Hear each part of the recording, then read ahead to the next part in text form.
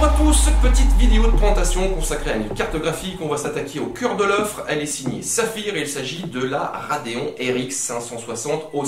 Comme vous l'avez deviné, c'est une version retravaillée de la carte de référence. Le constructeur a apporté son savoir-faire en termes de refroidissement ou encore en overclocking, puisqu'on a des fréquences qui sont revues dès la sortie du carton. Et la question, c'est qu'est-ce qu'il est possible de faire avec donc cette fameuse Radeon RX 560 OC.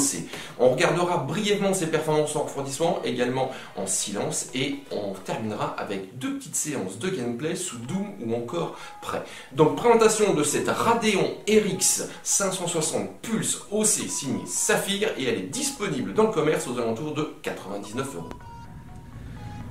Cette Radeon RX 560 Pulse OC, donc une version revisitée de la Radeon RX 560 de chez AMD, c'est signé Saphir. Ici, le constructeur a apporté quelques changements au niveau du système de refroidissement, au niveau de la mécanique, mais également au niveau des fréquences. On va détailler ça. On va peut-être parler rapidement de la politique d'AMD en termes de carte graphique, puisque si les modèles haut de gamme font absolument rêver, les tarifs sont quand même assez dissuasifs, avec certains modèles dépassant les 1000 €. Donc du coup, le cœur de la demande se situe quand même dans l'entrée et le milieu de gamme. Et donc du coup AMD a sorti très rapidement, on va dire, deux générations de cartes graphiques. Il y avait les RX 400 séries et maintenant on a les RX 500 séries. Et les RX 500 séries sont en quelque sorte des versions boostées de l'ancienne génération, hormis pour cette petite RX 560 où on n'a pas qu'une fréquence de fonctionnement revue à la hausse, puisqu'on a une mécanique un peu plus solide.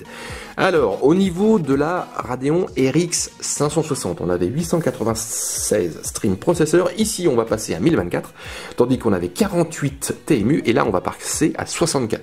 Au niveau du nombre de ROPS, on reste à 16. Côté fréquence, l'ancienne génération était propulsée à 1090 MHz pour 1200 MHz en mode boost, et ici, eh ben, cette RX 560 est à 1175 en mode normal, avec un mode boost à 1275. Et là, je vous parle bien, donc là, ce sont des fréquences préconisées par AMD. Et AMD donc apporte sa petite sauce personnelle avec une carte overclockée en sortie d'usine avec un GPU propulsé à 1300 MHz. On retrouve un total de 4 Go de GDR5 à 7000 MHz.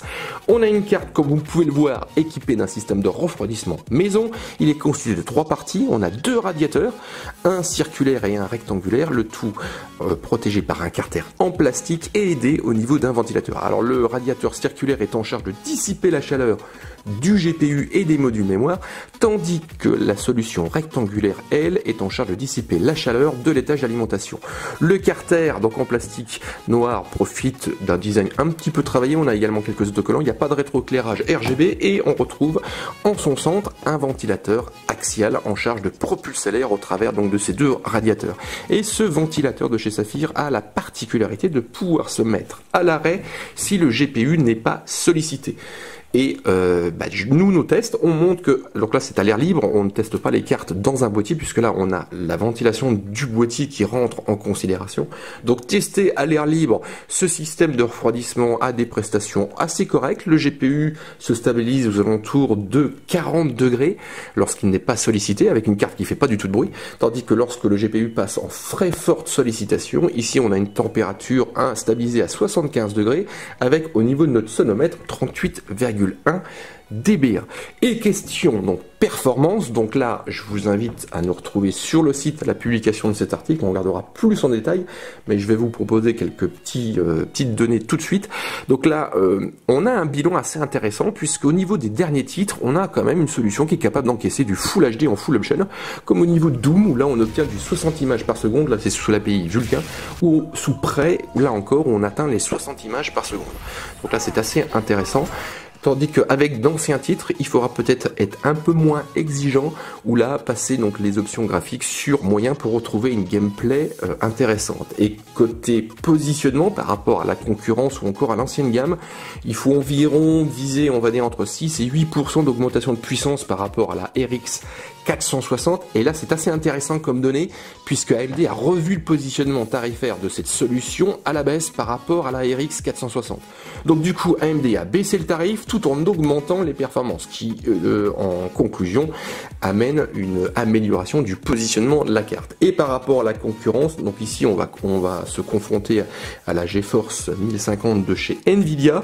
Alors là c'est pareil, c'est que dans certains cas on est un petit peu en dessous, et dans d'autres cas, donc là c'est sous les dernières API, on a véritablement une carte qui se différencie, et donc du coup on a une 1050 chez Nvidia qui commence à accuser de l'âge. Donc résultat très intéressant pour cette solution. Donc je vous invite à nous retrouver très prochainement sur Jimfo pour un test complet de cette Radeon RX 560 Pulse OC, et c'est signé Saphir.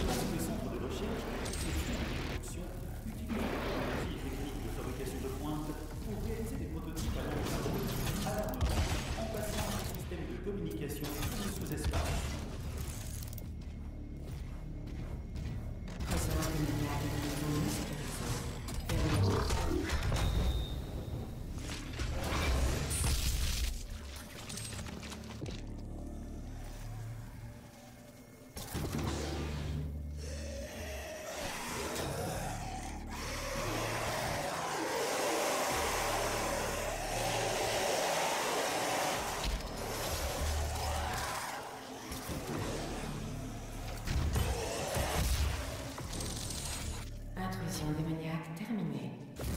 Fin du verrouillage.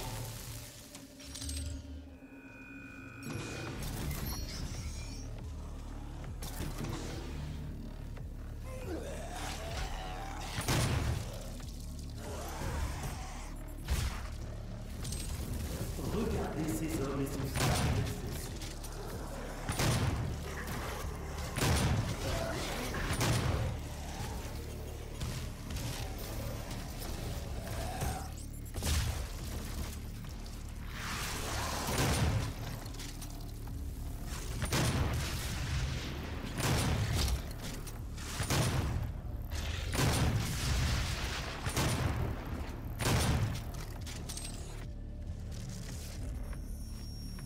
Nous n'avons pas suffisamment de postulants et notre foi n'est rien sans fidèles.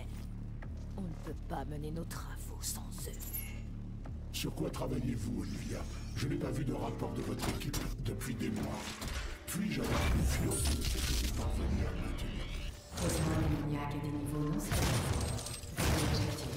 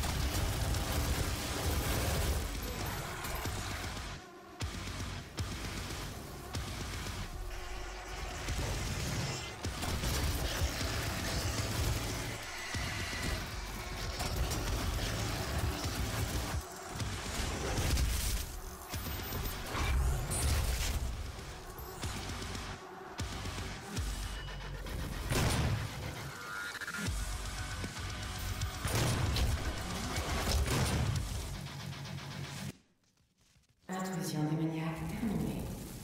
Fin du verrouillage.